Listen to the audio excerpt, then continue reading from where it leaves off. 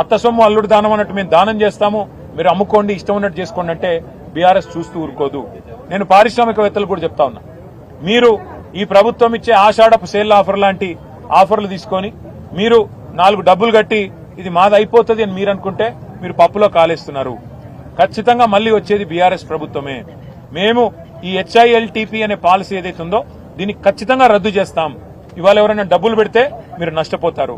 ఇక్కడ కార్మిక నాయకులతో మాట్లాడినాం, వారు అంటున్నారు ఈ ప్రాంతంలో 3-4 లక్షల మంది కార్మికులు ఉన్నారు, మరి మేమెక్కడ పోవాలా అని వారు మాట్లాడుతున్నారు. అంటే నిజంగా ఒక పరిశ్రమను తరలించాలంటే కూడా కొంత ప్లానింగ్ ఉండాలి. ఆ పంపించే కాడ అందుకే మా ప్రభుత్వంలో ఆనాడు ఫార్మా సిటీ అని పెట్టాం. ముచ్చెర్లలో 19,000 ఎకరాలు ఈ పరిశ్రమలు తరలించాలి అంటే అక్కడ కాలుష్యం రాకుండా జీరో ఎఫ్లూయెంట్ పెట్టి అక్కడ తరలించాలని మేము ప్లాన్ చేస్తే ఈయన వచ్చిన తర్వాత రేవంత్ రెడ్డి గారు అక్కడ కూడా రియల్ ఎస్టేట్ దందా చాలు చేసినాడు. ఫ్యూచర్ సిటీ పేరిట అక్కడ రియల్ ఎస్టేట్ దందా, ఇక్కడ HILTP పేరిట ఇక్కడ రియల్ ఎస్టేట్ దందా. ఈయనకు తెలిసింది రియల్ ఎస్టేట్ బ్రోకరిజం తప్ప ఇంకొకటి ఏది తెలియదు. పరిశ్రమలు తెచ్చేది తెలియదు, ఉపాధి కల్పించేది తెలియదు, భూములు అమ్మడం తెలుసు. ఇవాళ మన కుకట్పల్లి కుత్బుల్లాపూర్ లో హౌసింగ్ బోర్డు ల్యాండ్లు అమ్ముతా ఉన్నారు. హౌసింగ్ బోర్డు ల్యాండ్లు ఎందుకు? పేదవాళ్ళకి ఇచ్చేదానికి పెట్టినారు, పేదవాళ్ళకి ఇల్లు కట్టించేదానికి. వాటిని అమ్ముతున్నాడు.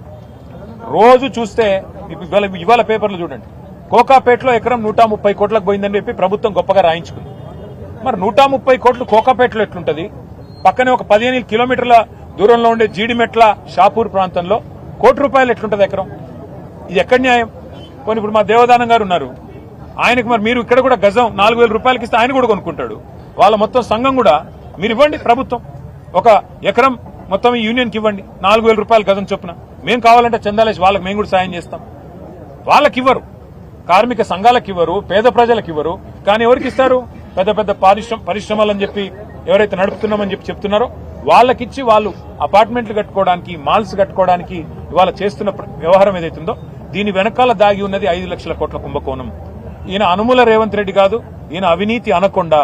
ఈయన అన్నదమ్ముళ్ళు, ఈయన చుట్టూ ఉండే కొంతమంది రియల్ ఎస్టేట్ మాఫియా, వాళ్ళందరూ కలిసి ఈ 9,300 ఎకరాల మీద కన్నేసి వాటిని కాజేయడానికి లక్షల కోట్ల రూపాయలు ఢిల్లీకి కప్పంగా కట్టడానికి, ఢిల్లీ పెద్దలకు పంపి పదవులు కాపాడుకోవడానికి మూటలు పంపి చేస్తున్న ఒక కుయుక్తి. దీన్ని బీఆర్ఎస్ అడ్డుకుంటుంది. ఇది కేవలం ప్రారంభం మాత్రమే. రేవంత్ రెడ్డి గారు అనుకుంటుండొచ్చు ఒకరోజు వచ్చినారు పోయినారు ఏం చేస్తారని. ఏం చేస్తామో చూపెడతాం. హైదరాబాద్ నగరంలో ప్రతి గల్లీలో ప్రజలను కూడగడతాం, ప్రతి నియోజకవర్గంలో కూడగడతాం.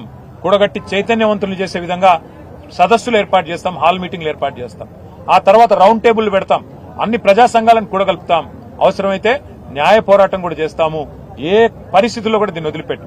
నేను మళ్లీ చెప్తా ఉన్నా పారిశ్రామికవేత్తలకి, 2 ఏళ్ల తర్వాత మళ్లీ వచ్చేది బీఆర్ఎస్ ప్రభుత్వమే. కేసీఆర్ గారు ముఖ్యమంత్రిగా మళ్లీ తిరిగి ఈ రాష్ట్రానికి రాబోతా ఉన్నారు. ఈ HILTP అనే అపసవ్య నిర్ణయం, ప్రజల సొమ్ము దోచే నిర్ణయం, దీన్ని ఖచ్చితంగా నిర్ద్వందంగా మీరు కూడా తిరస్కరించండి.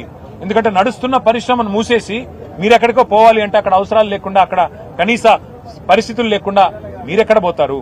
మీరు కనుక ఇప్పుడు ఈ భూమాయలో పడి వీటిని కొనుగోలు చేస్తే దీన్ని ఖచ్చితంగా సమీక్షించి రద్దు చేసి అవసరమైతే చట్టం తెస్తాం, చట్టం ద్వారా రద్దు చేస్తామని చెప్పి కూడా నేను పారిశ్రామికవేత్తలకు కూడా ముందే అప్రమత్తం చేస్తున్నా. నేను హెచ్చరించడం లేదు, అప్రమత్తం చేస్తున్నా. రేవంత్ రెడ్డి భూకుంభకోణంలో మీరు భాగస్వాములు అవుతే మీరు కూడా నష్టపోతారు. దయచేసి మీరు పెట్టిన డబ్బులు కూడా నష్టపోతారు.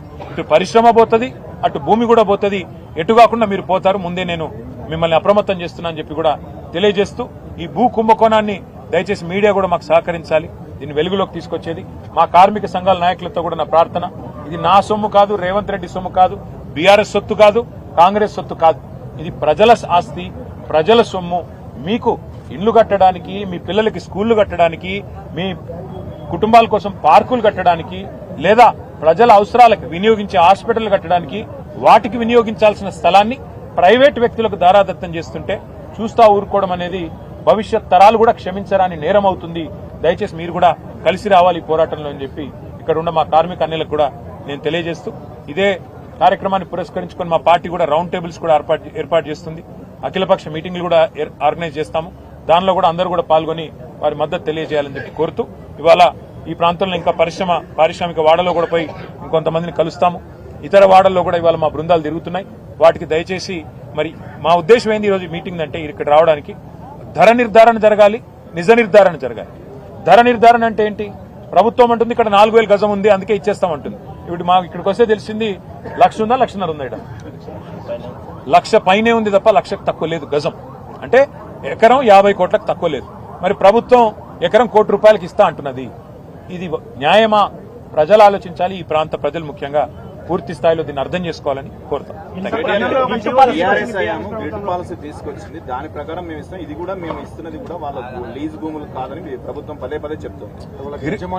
గ్రిడ్ యాజమాన్య హక్కులు అంటే ఎవడిచ్చాడు యాజమాన్య హక్కు? ప్రభుత్వమే కదా. ఎవరు సేకరించారు ఈ భూములు? ప్రభుత్వమే కదా. ఆ రోజు ₹1 కోటి ఉన్న భూమిని 10 లక్షల రూపాయలకి ఇచ్చాం. ఎందుకు ఇచ్చాం? భూమి అపార్ట్మెంట్లు కట్టుకోనికి ఇచ్చిండ్రా?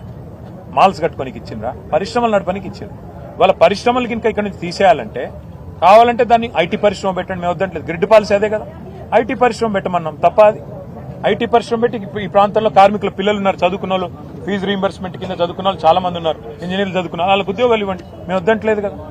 కాలుష్యాన్ని తరలించడంలో మాకు ఇబ్బంది లేదు, కాలుష్య కారక పరిశ్రమల్ని తరలించడంలో ఇబ్బంది లేదు. కానీ కాలుష్య నియంత్రణ మండలి ఉంది, ఇక్కడ కంట్రోల్ చేయండి కాలుష్యం, మేము వద్దంటున్నామా? అవసరమైతే అట్లా కాలుష్యం ఉన్న పరిశ్రమలు పోయినాయి, కొన్ని ఉన్నాయి, వాటిని నియంత్రించండి, వాటిని మూసేయండి, మేము వద్దంటలేదు. గ్రిడ్ పాలసీ ఉద్దేశం ఏంది? ఒక పరిశ్రమ అక్కడ అవసరమైతే కాలుష్యం వెదజల్లుతుంటే దాన్ని తొలగించి ఐటీ పరిశ్రమ పెట్టాలనేది గ్రిడ్ ఉద్దేశం. మరి దాన్ని తప్పెట్లా పడతారు? ఇప్పుడు మీరేం చేస్తున్నారు?